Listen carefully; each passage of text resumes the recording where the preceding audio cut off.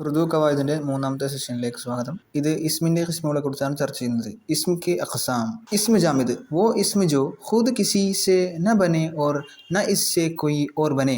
മിസാലൻ ഗോഡ. അതെന്താണ്? ഒരു നൗണാണ്. എങ്ങനത്തെ നൗണാണ്?